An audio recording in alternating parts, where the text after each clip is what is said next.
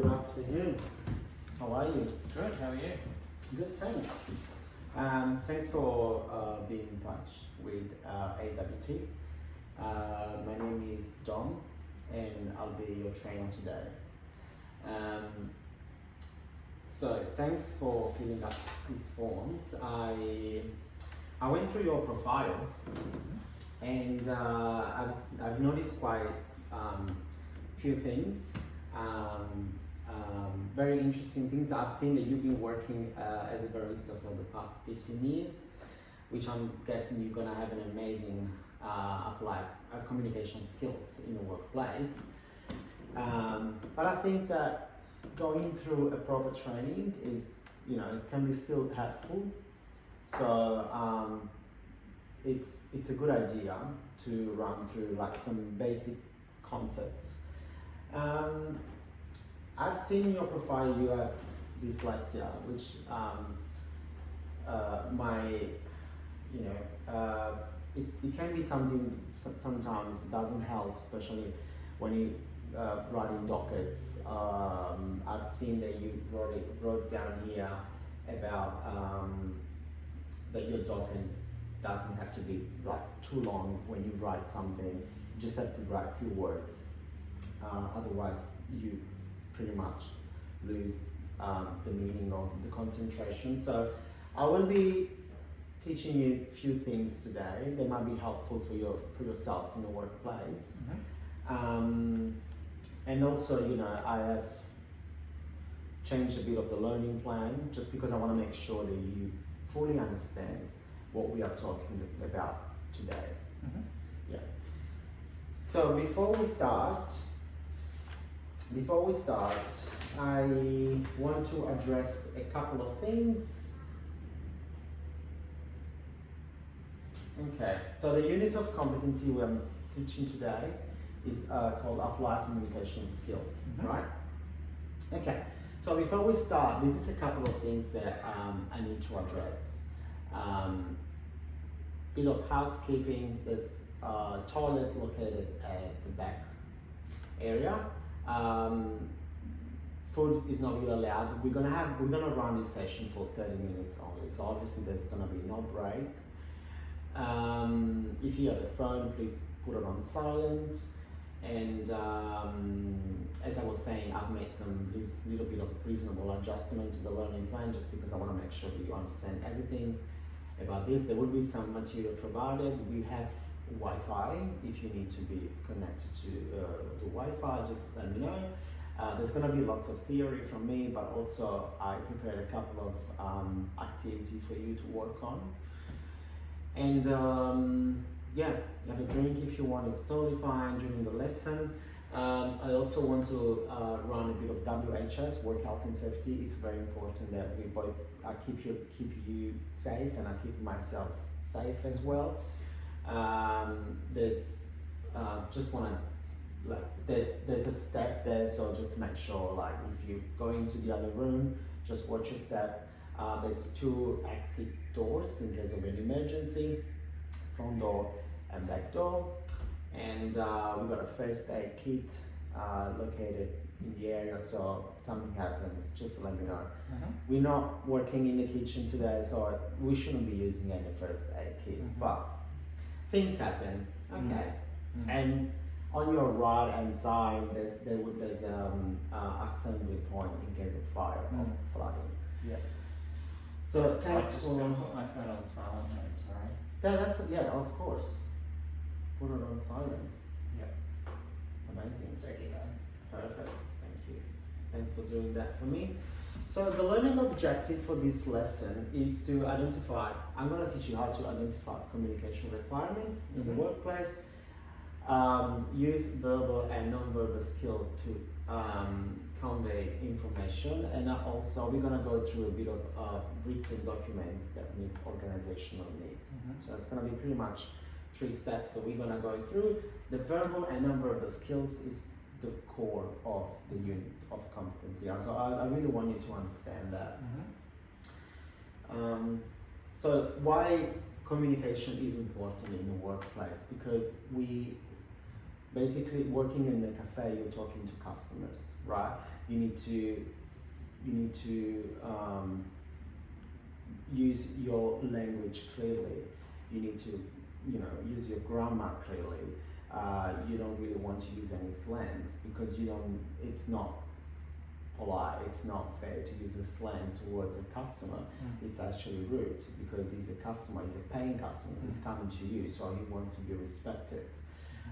So it's very recommended to use formal language, plain English. You want to build your organizational reputation.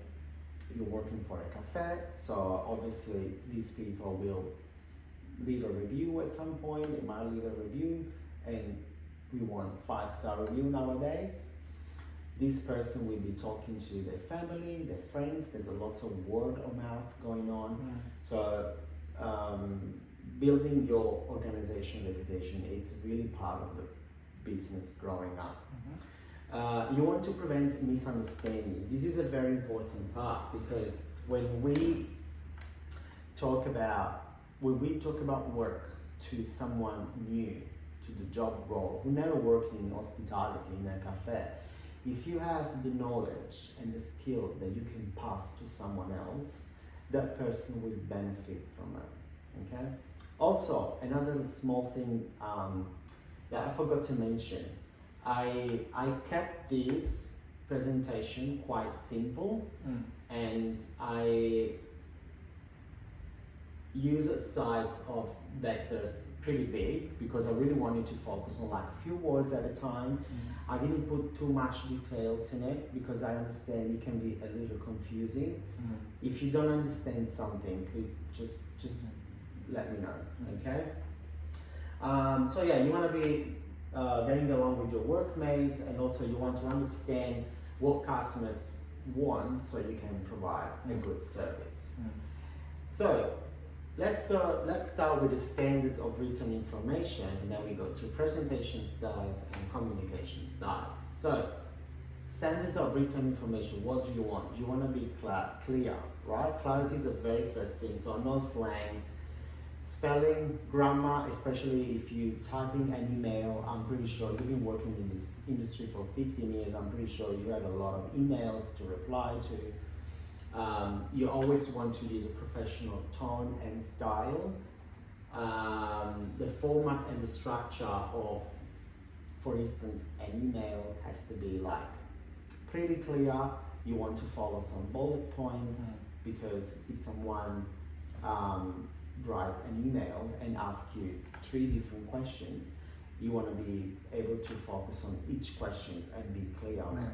So format and structure is very important, and obviously it has to be accurate, like completed. Two types of presentation styles, formal and informal. Formal is something that we should stick on all the time. I understand that, especially if you're working with a colleague that you might be friends outside of the cafe, there might be some sort of informal conversation, which is totally fine.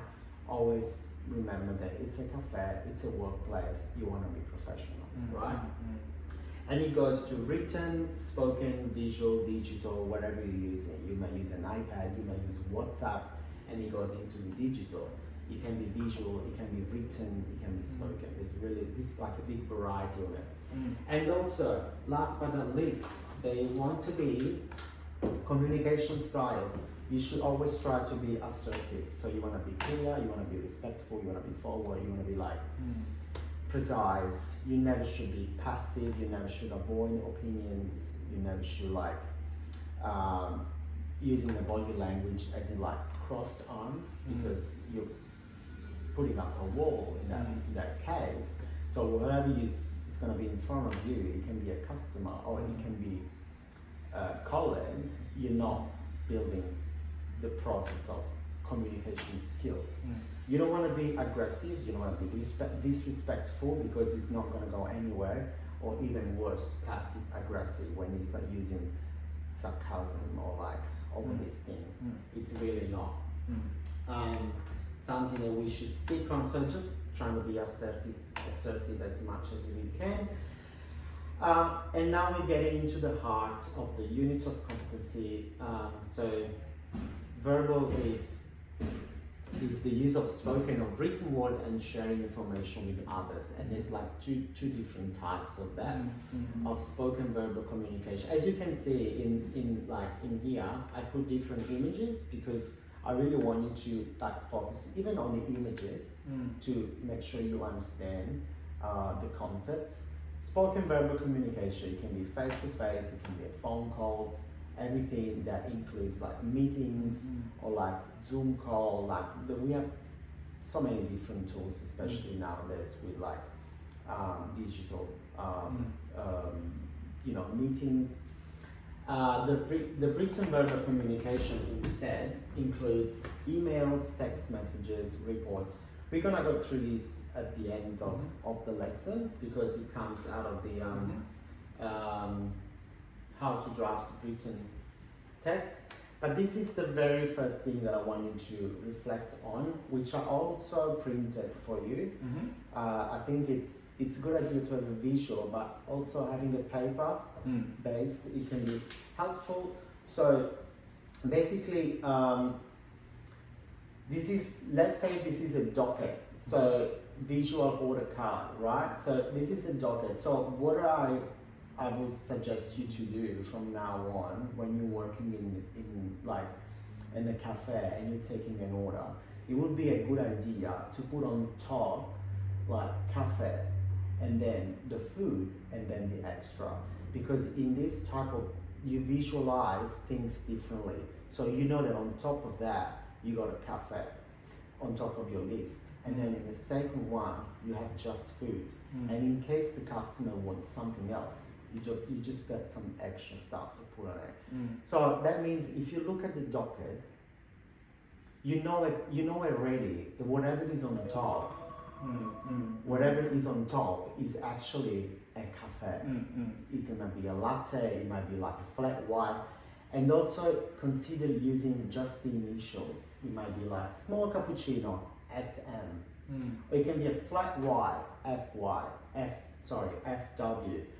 Second layer, what is it? M or EOT? M stands for muffin, right? And eggs on toast may be EOT. So just having these like little letters, obviously you need to talk before with the chefs because they need to know what that is.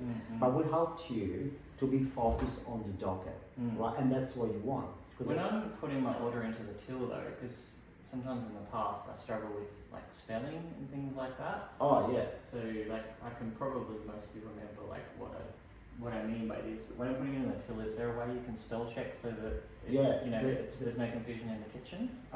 Yes. So there's different tools that you can use. It's pretty much voice based. So you just need to. I've seen you have amazing digital skills, so I'm pretty sure you won't have any issues with using that. So basically, you just have to tap a button and click a button, and you just have to talk, and it will write it down for you. Okay, might need someone to help me know how to Yeah, use that. I haven't used that before. I will go through this towards the end, so don't stress. And same as with at the end when they have to pay, someone has to pay. You can consider just putting these in a line or sequentially, like in a line. With a total, so it's very clear for yourself. And also you can consider eliminating the symbols of dollar. So you're just gonna have numbers like 5, 7, and 4. Oh yeah, that might help. Right? And if you put a like one on top of each other or like ones above, that means it's much more easier for you to do a calculation. So yeah. Makes sense. When it comes to non-verbal communication, instead, you just want to make sure you maintain eye contact. You be aware of everything that comes out of your body, like facial expressions or like a gesture. Like you always want to be alert in someone talking to you. So non-verbal communication is anything that your body is like expressing. There's nothing verbal in that. There's no email. There's no text. There's no messages. It's all about your body. So just want to make sure that we all use this type of communication. We just don't know. Like we all use it already, right? Even myself now, teaching you this, the way I'm talking to you, the way I'm expressing, is like I just, it's for you. It's a confirmation that the non-verbal communication it plays a very important part. So yeah, as I was saying, for example, this guy is like thumbs up, everything's okay. This guy, number B, is like putting his crossed arms, not really happy. He's building up a wall. What this one is doing, what do you think? He's like happy or? Looks pretty angry. Pretty angry, exactly. And this one, last one, is making it okay with his hands. So it's I think it's pretty happy too. So there's lots of different types of body language that we need to learn how to interpret it. And this is like another little activity that I prepared for you. So for example, greet a customer without speaking. How would you greet a customer without speaking? You just wave at them? Just wave at them, exactly. Or let's say, for example, how you show you're listening carefully. You just look at them. Eye contact? Eye contact, exactly. Lean forward. Leaning forward, eye contact. Also, just like as you're doing now, like, yes, okay, I understand, perfect. Like nodding, with your head. It means like you are, like you're having a conversation with that person. It's not talking to anyone else, just yourself. So you want to show respect in that case. For example, show approval for everything is okay. So just like, are you okay? Yeah, that's perfect. Thumbs up. So I printed this for you as well, so you can just keep it for you as a record. I can see that you're pretty advanced in your non-verbal communication. Yeah. So thanks for that. Active listening is another important part of the process. Never interrupt the speaker. Try to concentrate as much as you can, trying to interact with the person as much as you can, because at the end of the day, you're talking to the customers and you want to show interest in what they say. So encourage the speaker to continue talking. Sorry. And at the end, you can just summarize what I say. So also, do you want me to do that? Do you want me to rephrase what I say? Are you okay with what I say? Just to make sure that that person is okay. So active listening, it's another major part of your communication skills. So 5 ways to practice active listening. Build the word build has 5 main, let's say, ingredients. So body language, very important. Understanding what they say. Do not interrupt. It's because it's rude. If you have to ask a question, obviously that's fine, but just let them finish first. Look at them in the eye, just to install like the type of relationship with your customer, and don't judge. This is part of the feedback. It's like, the last one. Produce written communication is a very important part in your workplace. You need to follow the organization style guide. So this page was actually much more detailed. I simplified for yourself. So basically, when you do like a work, like produce a written communication, what you have to do is just be keeping clear and simple, because that document will be going to passing through another colleague. If you keep it clear and simple, everyone's gonna have it's gonna understand that. Yeah. So just want to make sure that the information is accurate and legible, and the forms and reports are completed in a timely manner. Obviously, check grammar and spelling. There's a different type of documents. We got email, we can have forms, we can have reports, like all those sort of things.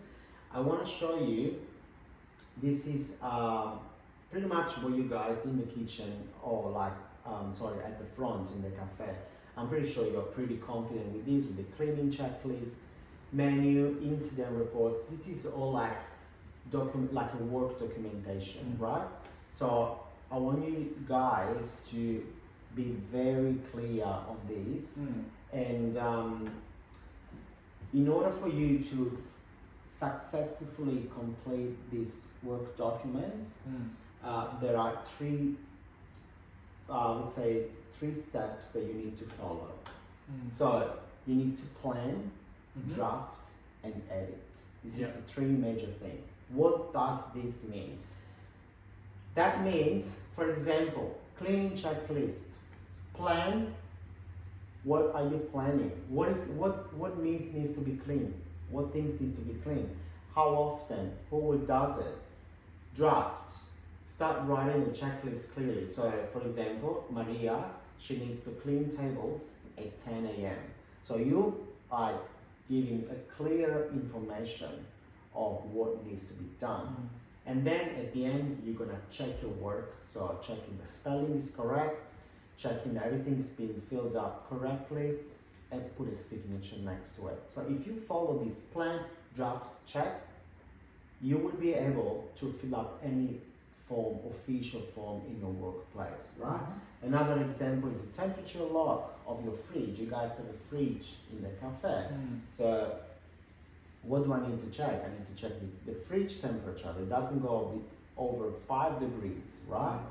Who's gonna do it? Who does it? What time? For example, I checked the fridge the 20th of April at 9 a.m. Fridge number 1 was 4 degrees. Who does it? John, right? And then check your work. This template can be used for any type of work documents, right? If you follow this, you're not gonna be, you're not gonna upset anyone. So this is very important because for yourself specifically, because having dyslexia, I understand that it's not easy for you to, complete a workplace document. So I would highly suggest to download this app. It's called Quillbot. So this is a spell check and grammar tool. That's the one you're talking about. That's the ones I was talking about before. Yeah. So if you're not able to complete your document, this will help you. So if I speak into it, You just have to speak to it. Is there a screen reader I can use? Yeah, of course. Okay. So it's like an implement technology, to your workplace, to your documents. Okay. Also, another thing that might help you to locate the work document is the color coding. So normally everything that goes into the green color, it belongs to the kitchen. So it can be a kitchen checklist. So if you see that the document has a green dot on it, you know already that the document is kitchen, right? Wherever is red color is bathroom, toilets. So cleaning checklist for the bathroom, toilets. You grab that document, you see the big red button, you know already that document doesn't belong to the kitchen because the kitchen is green, right? And so the blue is for general words and office, and this is the yellow, something happens, isolated things that might happen into the cafe, right? So visual formats, icons, images, color coding is very important for you because it helps you to identify the work documents. And then step-by-step instructions, checklists will have tick boxes for you. So what I've created, I will give it to your employer. I've created a simplified work documents that you can use yourself.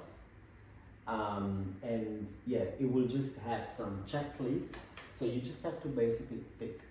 It's really nothing over complicated to read, to interpret it, to write. So checklist boxes, access to verbal instruction by clicking a button. So if you're not sure what to do, click the button and it will tell you. So you will be able to listen and you will understand what's the task for that workplace document. So yeah. Yeah, so that makes sense. yeah, I'm really hoping that this, you know, will help you in your daily tasks. Just want to spend a couple of good words about feedback, because feedback is the most important thing nowadays. We need to make sure feedback is always positive. It can be a feedback from a customer, right? It can be a spoken feedback. It can be a written feedback. You guys can have written feedback forms to give to the customers. Just want to make sure that like everything that regards to feedback has a proper structure, as like why the feedbacks matter, right? What type of feedbacks, right? So it can be formal, it can be informal. How to seek feedbacks is a very important part as well as how to respond to feedbacks. Just wanna mention these feedbacks should, I'm not saying should always be positive, but if they're not positive, should be at least constructive. So if you know something that you don't know, if you know something and I don't know something, just give me that constructive feedback so I can implement myself in like being more positive, in like build like a culture around my workplace. You know, that's how we all grow, and that's how, you know, that's what we should do. When you're receiving feedbacks, never take it personal. Feedback should never be personal. If someone is attacking you through a feedback, he's just showing anger. He's not giving you a feedback. So it's not that. Yep. Yeah. Okay. Is everything clear? Yeah, no, I think that makes a lot of sense. You answered all my questions, so that's been really That's good. That's good. I'm very glad that like, you know, you took your time to come here today, and I'm very glad that I could show you, you know, like we went through these units of competency. I really hope as a trainer that I have adjusted my learning plan so that you understand, you know, the concepts and everything. But if you have any questions, I will, just let me know. I will give you a form to complete. It's absolutely private and confidential. That's the last thing that I'm asking you today. But yeah, thanks for coming. Thanks for your time. All right, thank you. Thank you. Much appreciated. No worries. Thank you.